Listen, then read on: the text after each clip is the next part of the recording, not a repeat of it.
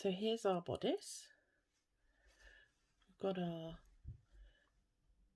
lovely collar. We've got our arm lines, our armholes. We've got our side seams. We've got our lovely button loop and button and a bit of space to get it on. And as we come around the other side, we've got our other arm. Right, now we're on to the bias binding, and we're going to bind the armholes of the dress. Excuse me, slurp of tea, right? Delicious. Right, let's power up. Power up for this exercise. So we've made our bias binding in the previous video, and what we're going to do is we're going to open up the bias binding, and you can see this crease. What we're going to do is we're going to open up our armhole, and with right sides together, open up your armhole. With the right sides together, we want to match up those raw edges. And what we're going to actually do is we're going to sew along the groove, the channel, the fold, whatever, the crease, whatever you want to call it. So I'm just going to pop a few pins in. Now I'm actually going to put them in that way so that when we sew in that direction, I can pop them out. So we want to catch the lining and the fabric. Pins are a bit fiddly this morning, so we'll do that all the way around. I've got some straggly threads here, you can see, so I'm going to get rid of those just for neatness. I'm going to go around the bottom curve, and this is why we cut binding on the bias, so that it will go around all of these lovely curves. I'll just flip mine over. Right, we're working towards the back now.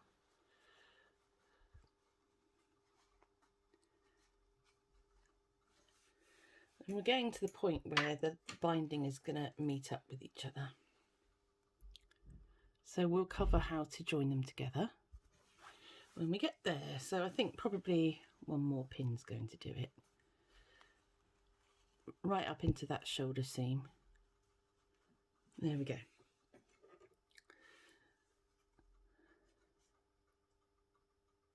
Pop that in there. Okay, so the bias binding is overlapping here. Let's see if we've got lots left.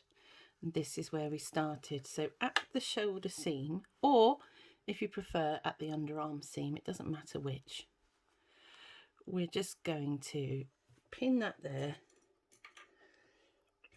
I can't pick up my pins. Nightmare. Right. So we're going to treat those as though they are sewn together and meeting up. So if you just fold over that pin, fold the bias binding back, okay, and then what you want to do is cut the rest off until you've just got 1 centimetre left. There. So I've got a bit more than 1 centimetre, but that's okay. And you'll want to open it out. Now all we're going to do is we're going to bring this side up, and we're going to pretend we're going around the curve. We're going to open it up, and where the pin is underneath, we're just going to go on 1 more centimetre. So my pin is there. I'm going to cut round about here. Take off all the excess. Now, the first step is we are going to join those 2 pieces of bias together along their length there. So we're going to use that 1 centimetre seam allowance to join the tape ends.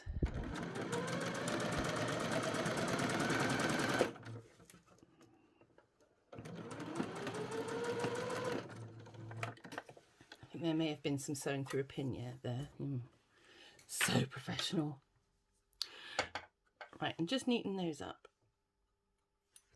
Okay, so what we're going to do then is we're going to press that open. I'm just going to finger press mine to show you. Okay, and then we are going to sew all around the edge in one go. Let's see if I can manage it upside down because I've got a flatbed machine. So pushing anything naughty out the way. That looks like it's going to be a complete pain in my posterior. There we go. A few stitches at a time.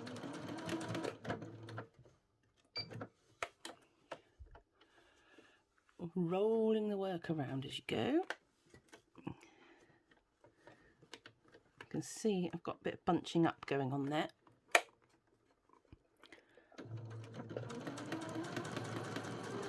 And all I'm doing is keeping my machine foot against the raw edge every time.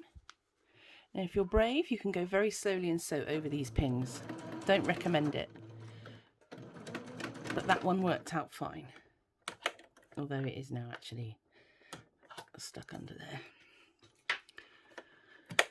Longer pins will help because obviously you can pull them out with a lot less hassle as you go.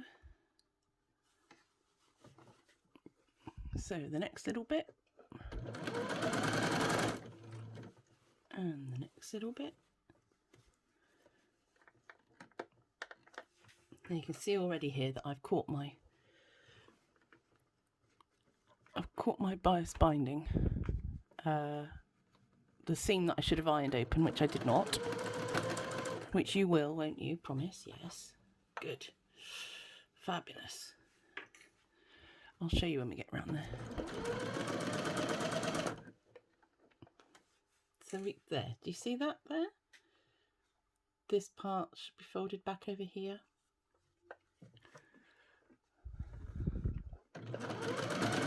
If that's the worst that happens, you'll be expert level in no time at all.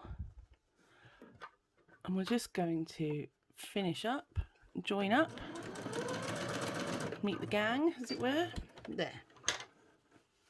So cutting any threads off. And what I would recommend is that you use your pinking shears on this edge there. But just to show you how it works, if we pull the bias back, hey, look at that. Got a nice, neat, it's almost a little arm. Actually, it would be quite sweet if that was just a little hem and you had a little cap sleeve, but that's not what we're doing.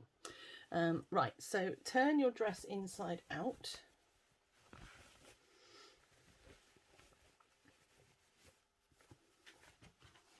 And mine's upside down now, and I'm just pulling that bias binding through. So what we're going to do is the fold on the other side, we're going to fold that down all the way around. Like so. And then what we're going to do is we're going to fold this fold to our stitching line. All the way around. Those of you that like a bit of hand stitching, slip stitch that down for the neatest finish possible. If you absolutely hate hand stitching, or as Louise says, it looks like a toddler's done it with oven gloves on, then you can actually just go around and machine this now.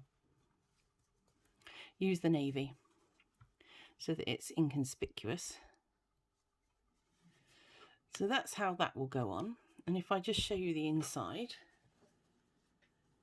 we've got a nice bound edge there. So that's how to bias bind those armholes. This also works on the Purple Fairy costume. Let me think off the top of my head. The nativity tunics. That will be the same technique there.